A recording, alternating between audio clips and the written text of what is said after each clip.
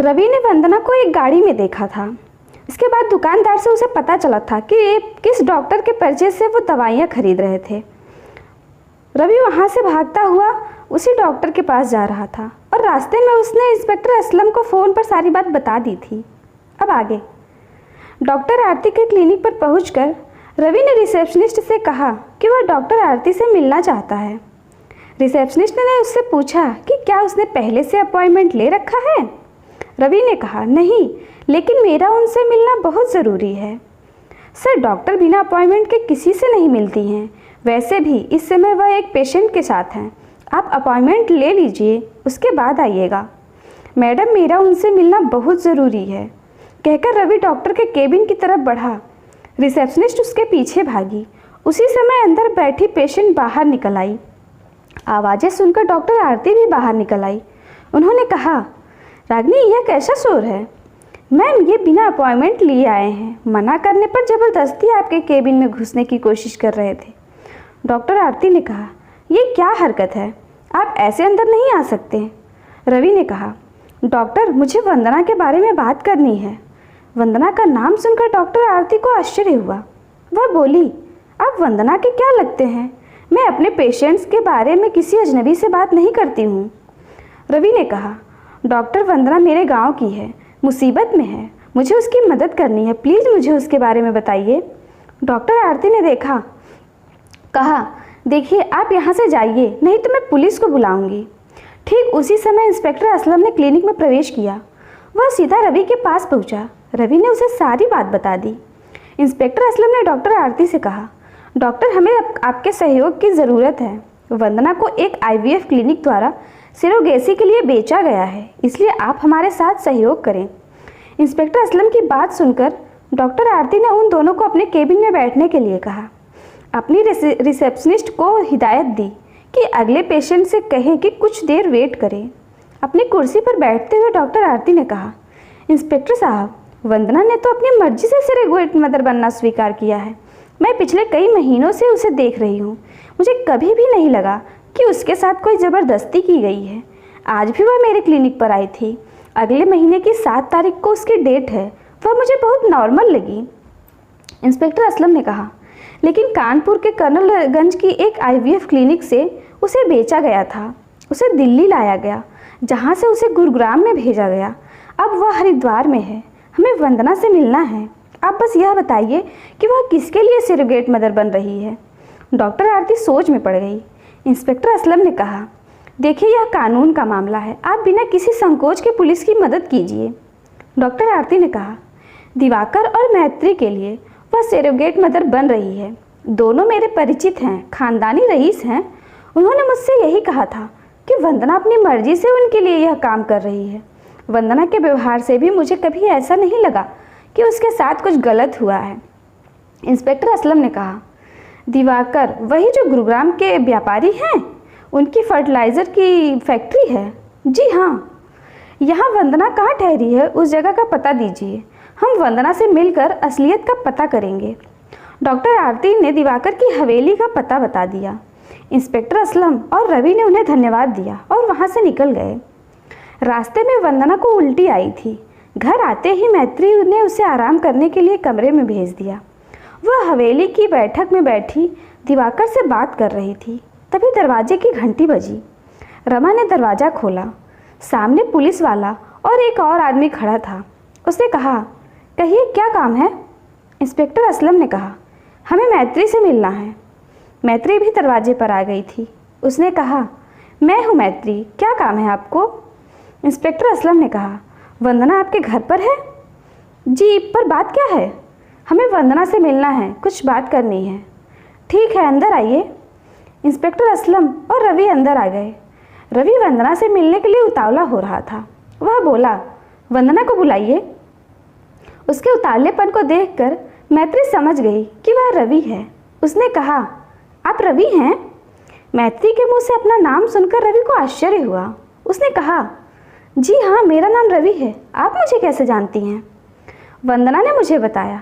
जिस तरह तुम वंदना के लिए तड़प रहे हो, उसे देखकर मैं समझ गई कि तुम रवि ही हो। मैं अभी वंदना को लेकर आती हूँ। मैत्री जानती थी कि पुलिस को भी वंदना से कुछ पूछताछ करनी है, इसलिए वह वंदना को लेने भीतर चली गई। वंदना अपनी आंखें बंद किए चुपचाप लेटी थी। आज उसे रवि की याद आ रही थी। वह उसके साथ बिताए खूबसूरत पलों को याद कर अपने मन को शांत करने की कोशिश कर रही थी। आहट सुनकर उसने अपनी आंखें खोली। सामने मैत्री खड़ी थी। वह उठकर बैठ गई। मैत्री ने कहा, चलो तुम्हें किसी से मिलाना है। वंदना को आश्चर्य हुआ कि मैत्री उसे किससे मिलाना चाहती है। मैत्री उसकी मनोदशा समझ गई। वह बोली, मेरे साथ बैठक में चलो, वहाँ सब पता चल जाएगा। मैत्री ने सहारा देकर उसे उठने में मदद की, फिर सहारा देकर उसे बैठक में ले गई। वंदना और रवि बिना कुछ बोले बस एक दूसरे को देख रहे थे। दोनों की ही आंखों से झरझर आंसू बह रहे थे। इंस्पेक्टर असलम ने धीरे से रवि का कंधा दबाया। उसके बाद मैत्री से बोला, मैत्री जी, इन दोनों को कुछ देर अकेले में मिलने दें, हम चलकर कहीं और बैठते हैं, मुझे आपसे कुछ बातें करनी है। मैत्री ने वंदना को सोफे पर बिठा दिया। वह बोली, हम बाहर गार्डन में बात कर सकते हैं। मैत्री इंस्पेक्टर असलम को बाहर गार्डन में ले गई। रवि वंदना के पास जाकर बैठ गया। वंदना ने उसकी तरफ देखकर कहा, तुम मुझे खोजते हुए यहाँ आ गए? रवि ने कहा, तुम मुझसे शादी करने को मना कर सकती हो, खुद को प्यार करने से नहीं रोक सकती। तुम अगर अपने पति के साथ खुश रहती तो मैं कभी भी तुम्हारी ज़िंदगी में दखल देने नहीं आता, तुम्हारे प्यार के सहारे जीवन काट लेता, लेकिन तुम्हें मुश्किल में कैसे छोड़ देता। वंदना की आंखों से फिर आंसू बहने लगे। वह बोली, मेरे कारण तुम्हें कितनी तकलीफ झेलनी पड़ी। रवि ने उसका हाथ पकड़कर कहा, तुम्हारे लिए हर तकलीफ झेल सकता हूँ, लेकिन तुम्हारी आंखों में आंसू नहीं देख सकता। रो मत, वैसे भी इस हालत में तुम्हें रोना नहीं चाहिए। रवि का बहुत मन कर रहा था कि वह वंदना को अपनी बाहों में भर ले, उसे पुचकार कर चुप कराए, लेकिन वंदना की स्थिति इस बात की इजाज़त नहीं देती थी। वंदना ने कहा, तुमको मेरी हालत का पता कैसे चला? रज्जो ने बताया कि तुम अपनी ससुराल से कहीं चली गई हो, तुम्हारा पति तुम पर गलत इल्ज़ाम लगा रहा है। मुझसे रहा नहीं गया, 1 महीने की छुट्टी लेकर मैं गांव पहुंचा। रवि ने वंदना को सारी बातें बताई कि कैसे उसने उसके बारे में पता लगाया, कैसे पुलिस ने उसकी मदद की और वह लोग यहाँ तक आए। सब सुनकर वंदना ने कहा, तुम्हें मुझ पर गुस्सा नहीं आया? मैंने तुम्हारे साथ कितना गलत किया, फिर भी तुमने मुझे खोजने के लिए इतनी मेहनत की।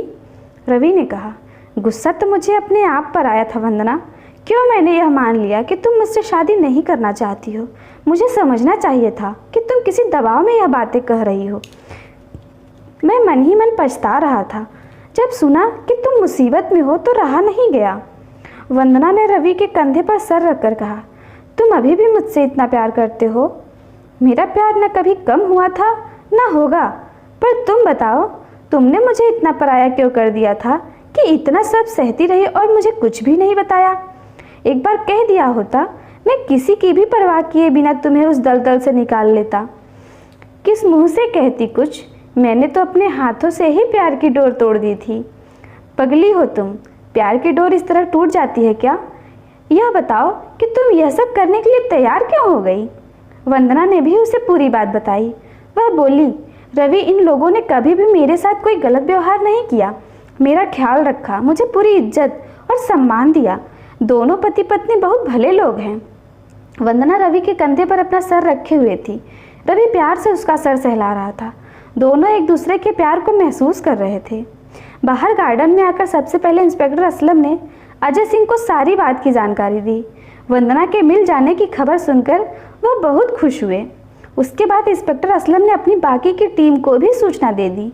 मैत्री से इस केस के बारे में बात करते हुए उसने कहा, मैत्री जी, वंदना अपनी मर्जी से सरोगेट मदर बनने को तैयार हुई है, लेकिन यह भी सच है कि उसे कानपुर के कर्नलगंज इलाके की एक IVF क्लिनिक से खरीदा गया है। यह गैर कानूनी है। मैत्री ने कहा, जब हमने डॉक्टर नम्रता बैजल से संपर्क किया था तो उन्होंने बताया कि वंदना अपनी इच्छा से यह काम करने को तैयार है। हम वंदना से मिले भी थे, उसने अपनी सहमति दी थी। IVF तकनीकी का प्रयोग होने के बाद हमें लगा कि वंदना की सही देखभाल के लिए उसे अपने पास रखना चाहिए। हमने डॉक्टर नम्रता बैजल से कहा कि हम वंदना को अपने साथ रखना चाहते हैं। इस पर डॉक्टर नम्रता बैजल ने हमसे पैसे मांगे। तब हमको कुछ गड़बड़ी लगी। हमने वंदना से पूछा, उसने सब सच बता दिया। तब आप लोगों ने पुलिस को खबर क्यों नहीं की? मैत्री कुछ देर खामोश रही। इंस्पेक्टर असलम उसके जवाब का इंतज़ार कर रहा था। कुछ क्षणों के बाद उसने कहा, हमारे जीवन में कई सालों के बाद खुशियों ने दस्तक दी थी। हमें डर लगा कि कहीं यह खुशियाँ छिन न जाए। हम यह चाहते थे कि जो हमारे जीवन में उजाला ला रही है उसके लिए भी कुछ किया जाए। हमने डॉक्टर नम्रता को पैसे दे दिए, वंदना को लेकर यहाँ आ गए। मैंने और मेरे पति ने तय किया था कि बच्चे के आने के बाद हम वंदना के सही जीवन निर्वहन की व्यवस्था करेंगे। पुलिस डॉक्टर नम्रता बैजल को तलाश कर रही है, जल्दी ही वह हमारी गिरफ्त में आ जाएगी। वंदना और रवि कुछ देर तक चुप बैठे रहे। उसके बाद रवि ने कहा, डॉक्टर आरती ने बताया था कि बच्चा अगले महीने की 7 तारीख को इस दुनिया में आ जाएगा। उसके बाद? रवि का सवाल सुनकर वंदना सोच में पड़ गई। वह समझ नहीं पा रही थी क्या जवाब दे। पिछले कुछ दिनों से वह भी यही सोच रही थी कि बच्चे की पैदाइश के बाद हो सकता है कि बच्चे की देखभाल के लिए कुछ दिन और रहना पड़े। उसके बाद वह क्या करेगी? वंदना को सोच में डूबा देखकर रवि ने कहा, मैं तुमसे सीधे सीधे पूछता हूँ, क्या तुम मुझसे शादी करोगी? वंदना ने उसकी तरफ आश्चर्य से देखा। रवि ने कहा, रघुनाथ ने तुम्हें बेच दिया था, इस अपराध की उसे सज़ा मिलेगी। क्या तुम इसके बाद भी उसकी पत्नी बनी रहोगी? वंदना ने कहा, रवि उसने तो कभी मुझे अपनी पत्नी माना ही नहीं था। उसने तो मुझसे शादी अपने भाई के लिए की थी। अपना काम हो जाने पर उसने मुझे बेच दिया। फिर भी समाज और कानून की नज़र में तो हमारा रिश्ता है। रवि ने उसकी तरफ देखकर कहा, तुम अपने मन की बात बताओ। उसने जो मेरे साथ किया उसके बाद तो मैं मन से कभी उसे अपना पति नहीं मान सकती, लेकिन हम कानून और समाज से कैसे लड़ेंगे? मुझे स्वीकार करोगी? मेरा मन तो तुम्हें हमेशा से स्वीकार करता आया है, हमेशा करता रहेगा। रवि ने प्यार से वंदना का माथा चूम लिया। वह बोला, रघुनाथ ने तुम्हारे साथ गलत किया, उसे कानून की सज़ा भी भुगतनी पड़ेगी। इस आधार पर तुम उससे तलाक ले सकती हो। मैं इस काम में तुम्हारी मदद करूँगा। रहा समाज का सवाल, तो अगर इसके बावजूद भी समाज तुम्हारा साथ ना देकर उस रघुनाथ का साथ देता है तो मैं उस समाज से टकराने को तैयार हूँ। बस तुम मेरा साथ देना। वंदना ने कहा, मैंने पिछली बार गलती की थी, लेकिन इस बार हर हाल तुम्हारे साथ रहूँगी। रवि ने कहा, तो फिर मुझे कोई परवाह नहीं, मैं अब हमारे बीच की हर दीवार गिरा दूंगा। मैत्री और इंस्पेक्टर असलम बैठक में आ गए। मैत्री रमा को चाय लाने का आदेश देने के लिए चली गई। इंस्पेक्टर असलम ने कहा, तुम दोनों ने बातें कर ली? रवि ने कहा, हाँ कर ली। असलम, तुम्हारा और अजय जी का बहुत बहुत धन्यवाद। आप लोग ना होते तो मैं अकेला यहाँ तक ना पहुँच पाता। इंस्पेक्टर असलम ने कहा, हमने जो किया वह पुलिस के नाते हमारी ड्यूटी थी, पर मैं व्यक्तिगत रूप से तुम्हारी बहुत इज्जत करता हूँ। तुमने अपने खोए हुए प्यार को पाने के लिए बहुत मेहनत की। तुम्हारी मेहनत के कारण ही यह केस सुलझ सका। इंस्पेक्टर असलम ने वंदना से कहा, तुम बहुत भाग्यशाली हो। रवि तुम्हें सच्चे दिल से चाहता है। इसने तुम्हारे लिए जो कुछ भी किया है आज के समय में देखने को कम ही मिलता है। मैत्री बैठक में दाखिल हुई। इंस्पेक्टर असलम की बात सुनकर बोली, वंदना और रवि के प्यार से तो मैं भी परिचित हूँ। उसने रवि से कहा, तुम्हारे प्रेम की गहराई तो मैंने देख ली, पर मैंने वंदना के दिल में तुम्हारे लिए जो प्यार है उसे जाना है। मैं यह कह सकती हूँ कि वंदना भी तुम्हें दिल की गहराइयों से चाहती है। रमा चाय की ट्रे लेकर आई। साथ में जमुना काकी वंदना के लिए एक गिलास केसर वाला दूध लेकर आई। वह वंदना से बोली, खाने में अभी समय है, तुम चाय ना पियो, यह दूध पियो, तुम्हारी सेहत के लिए अच्छा है। वंदना ने दूध का गिलास पकड़ते हुए कहा, रवि ये जमुना काकी है, रात दिन मेरा ख्याल रखती हैं। रवि ने हाथ जोड़कर उन्हें प्रणाम किया। जमुना काकी ने भी हाथ जोड़ दिए। वह वंदना से बोली, मेरी मानो तो अब चलकर आराम कर लो। वंदना का मन अभी रवि के पास बैठने का था। मैत्री समझ गई। वह बोली, काकी आप परेशान ना हो, मैं खुद इसे कमरे में पहुंचा दूंगी। जमुना काकी चली गई। मैत्री ने कहा, रवि अगले महीने बच्चा जन्म ले लेगा। उसके बाद कुछ दिन वंदना को बच्चे की देखभाल के लिए रहना होगा। उसके बाद तुम इसे ले जाना। इसने बहुत दुख झेले हैं, अब इसे दुनिया की हर खुशी देना। रवि ने कहा, अब मैं वंदना पर किसी भी दुख का साया नहीं पड़ने दूंगा। इतनी मुश्किल से यह मिली है, अब अपने से दूर नहीं जाने दूंगा। इंस्पेक्टर असलम ने कहा, किसी भी तरह की कानूनी मदद की ज़रूरत हो तो मुझसे कहना, मैं खुशी खुशी तुम्हारी मदद करूंगा। चाय खत्म करने के बाद इंस्पेक्टर असलम ने कहा, रवि अब चलना चाहिए, वंदना को आराम करने दो। अब जब तुम चाहो तो वंदना से आकर मिलते रहना। मैत्री ने कहा, बिल्कुल, तुम जब चाहो वंदना से आकर मिल सकते हो। रवि ने वंदना से विदा ली और इंस्पेक्टर असलम के साथ चला गया। मैत्री ने वंदना से कहा, खुश हो तुम्हें तुम्हारा रवि मिल गया? जी दीदी, भगवान करे तुम दोनों को जीवन की हर खुशी नसीब हो। आज मैं भी तुम दोनों के लिए बहुत खुश हूँ। वंदना मुस्कुरा दी। मैत्री ने कहा, अब चलकर आराम करो, नहीं तो काकी हम दोनों को डांट लगाएगी। सही कह रही हैं आप दीदी, वंदना कहकर हंस दी। मैत्री उसे उसके कमरे में छोड़ आई। मैत्री अपने कमरे में चली गई। वह खुश थी, ना सिर्फ वंदना के लिए बल्कि अपने लिए भी। रवि के आ जाने से उसे इस बात की तसल्ली हो गई थी कि अब वंदना के लिए बच्चे से दूर होना आसान हो जाएगा। फिर अचानक उसे इंस्पेक्टर असलम की याद आई। वह कुछ कानूनी बातें बता रहा था। उसने फौरन दिवाकर को फ़ोन मिलाया। उसने दिवाकर को सारी बात बताने के बाद अपने दिल का डर बताया। दिवाकर, कहीं ऐसा तो नहीं कि हमारा बच्चा हमें ना मिले? दिवाकर ने उसे समझाया कि वह इधर उधर की बातें सोचकर परेशान ना हो, वह सब संभाल लेगा। वह कल परसों में ही हरिद्वार पहुंचने की कोशिश करेगा। अपने कमरे में लेटकर वंदना आने वाले भविष्य के सपने देखने लगी। वह सोच रही थी कि रवि के साथ शादी होने के बाद वह कैसे अपनी गृहस्थी बसाएगी, कैसे अपना घर बसाएगी। ऐसी बातें सोचकर वह मन ही मन खुश हो रही थी। वह अपने सपनों में खोई हुई थी कि तभी पेट में बच्चे ने हरकत की। वह अपने ख्यालों से बाहर आ गई। उसे लगा जैसे कि बच्चे ने यह हरकत उसे याद दिलाने के लिए की हो कि अभी वह उसके गर्भ में है, उसे जन्म देना है। अपने बच्चे का ख्याल आते ही उसका मन उदास हो गया। उसने अपने पेट पर हाथ फेरा। वह सोचने लगी कि उसकी भी क्या किस्मत है। हर खुशी एक गम के साथ जुड़कर आती है। जब वह रवि का हाथ थामेगी तो बच्चे से अलग हो जाएगी। फिर उसने सोचा कि बच्चे से तो उसे अलग होना ही था, कम से कम अब रवि का साथ तो मिलेगा अपना दुख भुलाने के लिए। कमांडेंट पवन राठौर बहुत खुश थे। वह अपनी सीट से उठकर रवि के पास आए, उसके दोनों कंधे पकड़कर बोले, I am proud of you. तुमने वंदना को तलाश कर ही लिया। थैंक यू सर, आपने बहुत सपोर्ट किया, मुझे बहुत संभाला, वरना मैं तो कोई गलत निर्णय लेता। अब मैं वंदना को एक सुखद भविष्य दे सकूंगा। तुम लौट क्यों आए? कुछ और दिन वंदना के साथ बिता लेते। अब सर पूरा जीवन ही उसके साथ बिताऊंगा। उससे अपना वादा पूरा करना है। मैत्री जी को उनकी खुशी सौंप कर जब वह मुक्त हो जाएगी तो हमेशा के लिए उसे अपने पास ले आऊँगा। बिल्कुल, अब तुम्हारी ज़िंदगी में कोई परेशानी नहीं आएगी। अब जाकर अपनी ड्यूटी करो। रवि अपने कमांडेंट को सैल्यूट करके चला गया। इंस्पेक्टर असलम के साथ वंदना से मिलकर जब वह लौटा तो सबसे पहले उसने अपने घर वालों को इस बात की खबर दी कि वंदना का पता चल गया है, वह सुरक्षित है। यह खबर सुनकर उसके घर वालों को भी तसल्ली हुई कि अब रवि वंदना की खोज के लिए परेशान नहीं होगा। उसकी अपने दोस्त सतीश से भी बात हुई। सतीश ने उससे पूछा कि अब वह आगे क्या करेगा।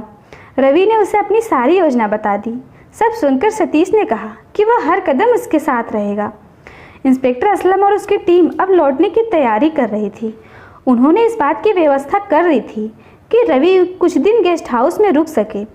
रवि ने वंदना के बारे में सोचा। उस पर बच्चे को जन्म देने की जिम्मेदारी थी। वह नहीं चाहता था कि बार बार उससे मिलकर उसे व्यथित करे। उसके मन को अब तसल्ली हो गई थी कि वंदना सुरक्षित है। अब वह कुछ दिन धैर्य रख सकता है। उसने तय किया कि वह भी इंस्पेक्टर असलम और उसकी टीम के साथ लौट जाएगा। चलने से पहले अगले दिन वह वंदना से मिलने गया।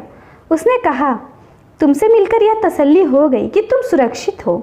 तुम्हें अभी बच्चे को जन्म देना है। तुम अपना फ़र्ज निभा लो। मैं जा रहा हूँ। जब तुम अपने वादे से मुक्त हो जाओगी तो तुम्हें लेने आऊँगा। अपना ख्याल रखना। यकीन रखना कि अब हमारे बीच कोई दीवार नहीं आ पाएगी। वंदना को सांत्वना देकर वह अपनी ड्यूटी पर वापस आ गया।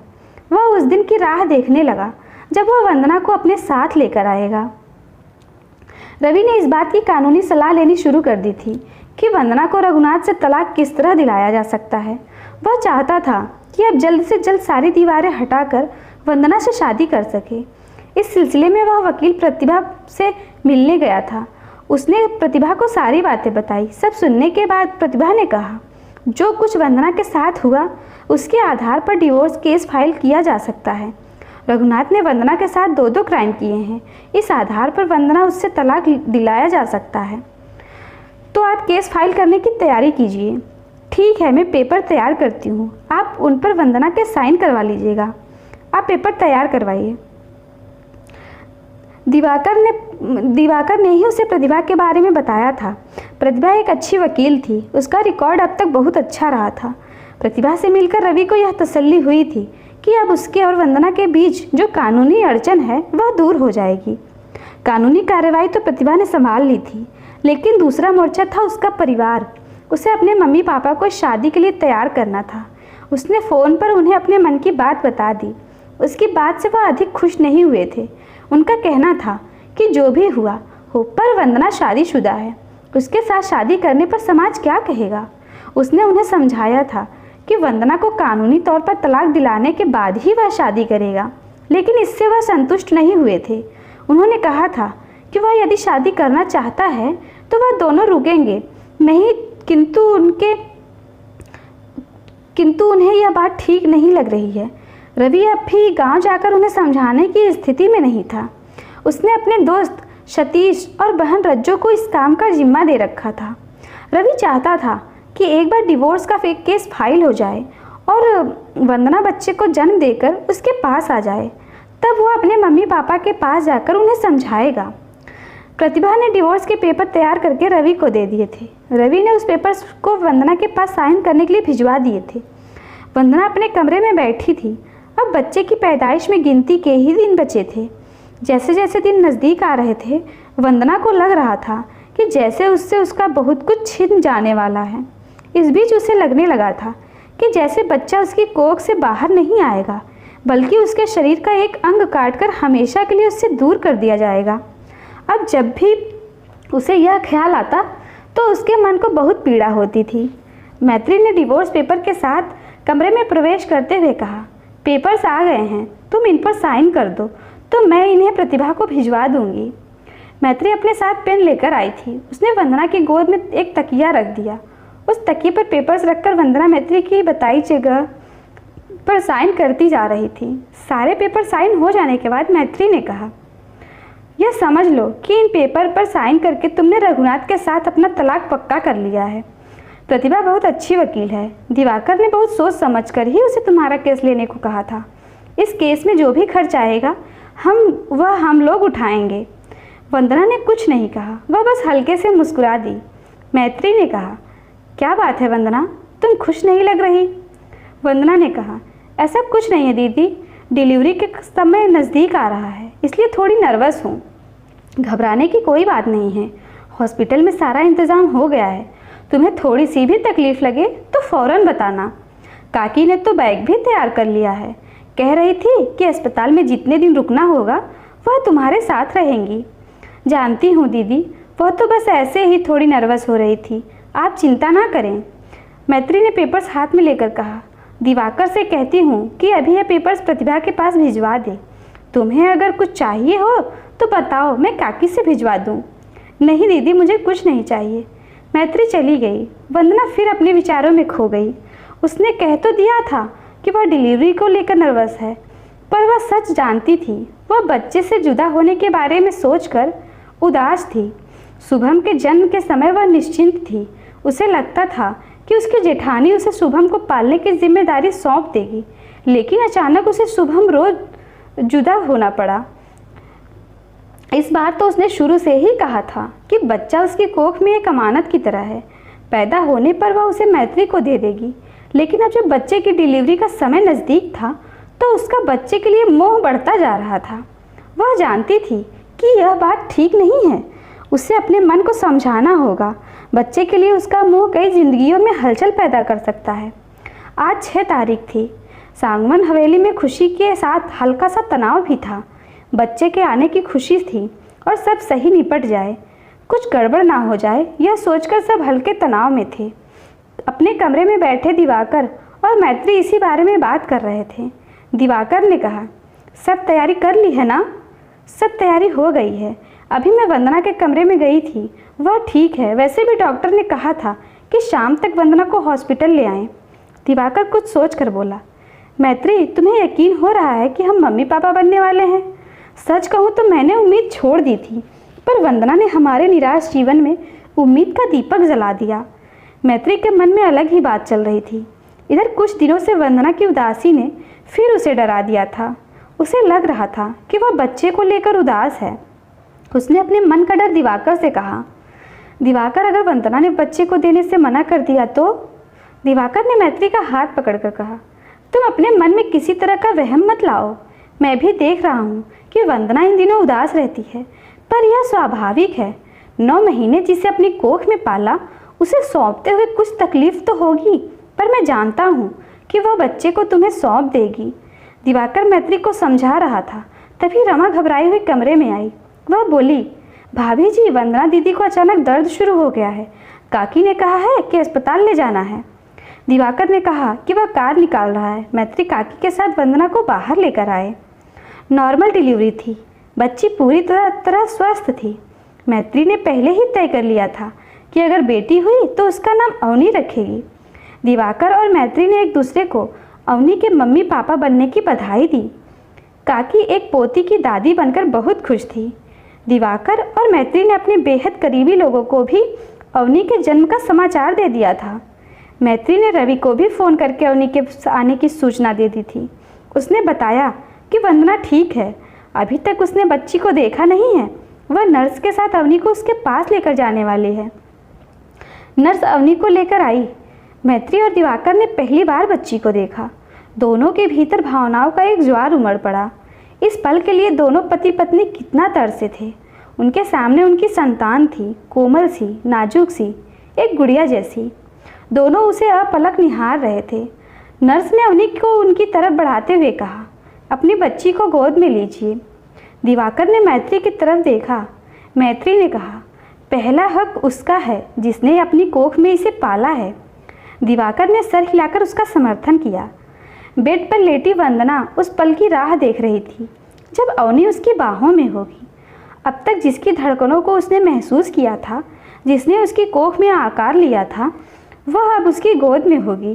वैसे तो उसने अपने मन को अच्छी तरह से समझाया था कि बच्चे को मैत्री की गोद में देना ही बच्चे के लिए भी सही होगा, पर उसे लग रहा था कि जब वह अवनी को गोद में लेगी तो कहीं फिर उसका मन विचलित ना हो जाए। नर्स के साथ मैत्री और दिवाकर ने कमरे में प्रवेश किया। मैत्री ने वंदना की उठकर बैठने में मदद की। नर्स ने अवनी को उसकी गोद में दे दिया। वंदना उसे निहार रही थी। दूसरी बार था जब उसने जन्म तो दिया था, पर माँ नहीं बन पाई थी। उसका मन अवनी की तरफ खींचा जा रहा था।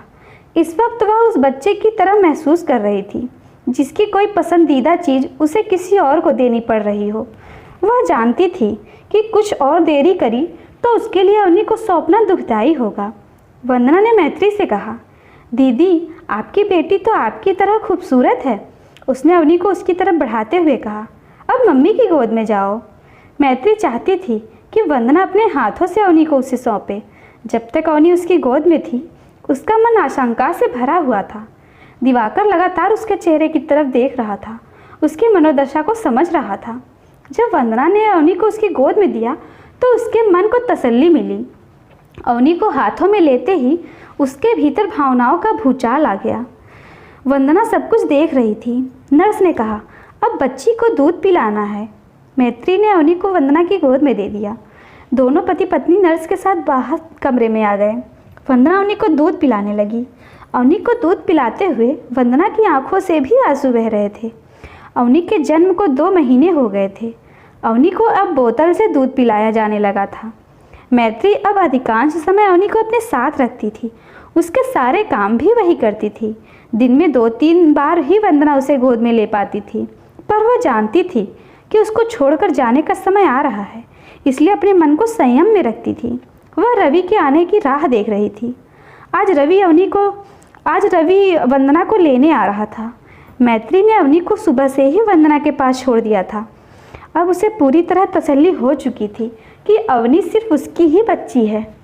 वंदना ने ही आज अवनी को नहलाकर तैयार किया था। उसे दूध पिलाकर वह उसे गोद में लिए बैठी थी। रवि को दोपहर के बाद आना था। वंदना ने अपना बैग तैयार कर लिया था। जमुना काकी उसका खाना लेकर आई। उन्होंने कहा, इसे पालने में लिटा दो और खाना खा लो। वंदना अवनी को गोद से उतारना नहीं चाहती थी।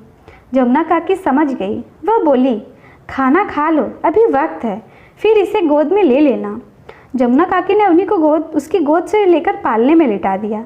वंदना खाना खाने लगी। दोबारा दूध पीकर अवनी वंदना की गोद में सो रही थी। वंदना बड़े प्यार से उसे देख रही थी।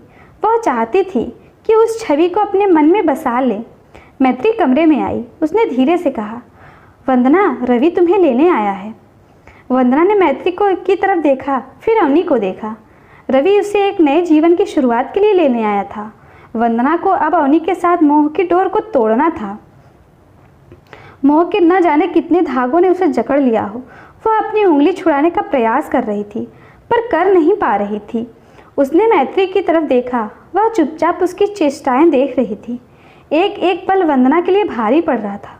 उसे लग रहा था कि जैसे वह मोह के जाल से कभी निकल ही नहीं पाएगी। तभी उसे रवि का ख्याल आया। उसने कितना कुछ सहा था वंदना के लिए। बाहर बैठकर वह बड़ी उम्मीद के साथ उसका इंतज़ार कर रहा था। वह उसे ले जाने आया था ताकि उसकी सूनी ज़िंदगी में प्यार के रंग भर सके। वंदना ने तय कर लिया कि उसे इस मोह को तोड़ना ही होगा। इस बार वह रवि को चोट नहीं पहुंचा सकती है। उसने अपनी उंगली अवनी की मुट्ठी से अलग कर कहा, दीदी संभालिए अपनी अमानत को। मैत्री ने आगे बढ़कर अवनी को अपनी गोद में ले लिया। मैत्री अवनी को चुप करा रही थी, लेकिन वह चुप नहीं हो रही थी। उसके रोने की आवाज़ वंदना के कानों में पड़ रही थी। उसे अनसुना करते हुए वह भागकर रवि के सीने से जा लगी। रोते हुए बोली, रवि, मुझे यहाँ से ले चलो अपने साथ, अपने प्यार की दुनिया में, ताकि मैं सब कुछ भूल सकूं। रवि उसकी दशा समझ रहा था। उसने वंदना का बैग उठाया, उसका हाथ थामा और हवेली से निकल गया। लखनऊ के एक गेस्ट हाउस में रवि और वंदना की शादी का रिसेप्शन हो रहा था। रवि के परिवार वाले बहुत खुश थे। रवि के मम्मी पापा समझ गए थे कि जिस प्यार को पाने के लिए उनके बेटे ने इतनी मुश्किल उठाई है, यदि वह उसे ना मिला तो वह बुरी तरह से टूट जाएगा। इसलिए समाज की अधिक परवाह किए बिना उन्होंने शादी के लिए हाँ कर दी। प्रतिभा ने अपनी दलीलों से कोर्ट को वंदना को रघुनाथ से तलाक लेने के लिए मना लिया था। घर वाले भी तैयार हो गए थे। इसलिए रवि ने बिना देरी किए पहले मंदिर में शादी की, उसके बाद यह रिसेप्शन पार्टी दी थी। पार्टी में उसके कमांडेंट पवन राठौर उनकी यूनिट के कुछ दोस्तों के साथ आए थे। अजय सिंह और इंस्पेक्टर असलम को भी रवि और वंदना ने निमंत्रण भेजा था। वह दोनों भी पार्टी में आए थे। डांस फ्लोर पर रवि के बचपन का साथी सतीश, उसकी पत्नी वाड़ी के साथ भाई बहन और यूनिट के दोस्त खूब धमाल कर रहे थे। तभी सतीश दौड़कर रवि के पास स्टेज पर गया। उसने कहा, यहाँ क्या बैठे हो, चलकर डांस करो। रवि ने कहा, तुम लोग डांस करो, मैं क्या करूँगा, मुझे डांस नहीं आता है। सतीश ने उसे उठाते हुए कहा, जैसे आए वैसे करना, पर आज अपने यार को नचाकर ही मानूंगा। तभी वाड़ी भी स्टेज पर आ गई। वंदना को उठाते हुए बोली, भैया अकेले नहीं नाचेंगे, वंदना भाभी भी उनका साथ देंगी। रवि और वंदना डांस फ्लोर पर नाच रहे थे। सभी तालियां बजाकर उनका उत्साह बढ़ा रहे थे। नाचते हुए वंदना की नज़र मैत्री और दिवाकर पर पड़ी। मैत्री की गोद में 11 महीने की अवनी थी। गुलाबी फ्रॉक में वह किसी गुड़िया की तरह दिख रही थी। वंदना और रवि ने आगे बढ़कर उनका स्वागत किया। वंदना ने कहा, दीदी आप दोनों ने बड़ी देर कर दी। मैत्री ने जवाब देने की जगह अवनी को उसकी गोद में दे दिया। वंदना उसे गोद में लेकर दुलारने लगी। अवनी खुश होने की जगह रोने लगी। वह मैत्री के पास जाने की जिद करने लगी। मैत्री की गोद में जाकर वह चुप हो गई। कुछ देर में हंसने लगी। वंदना को तसल्ली हुई कि अवनी मैत्री के साथ घुल मिल गई है। रवि और वंदना की अधूरी कहानी को पूरा हुए 3 साल बीत गए। उन्होंने अपनी एक प्यारी सी दुनिया बसाई थी, जिसमें वंदना अपने पुराने सारे दुखों को भूलकर खुशी से रह रही थी। उनके खुशियों के संसार को पूरा करने के लिए एक नन्हा मेहमान उनके घर में आ गया था। नन्हे से बच्चे को गोद में लेकर वंदना का अतृप्त मातृत्व की भावना भी पूरी हो गई थी। कहानी खत्म।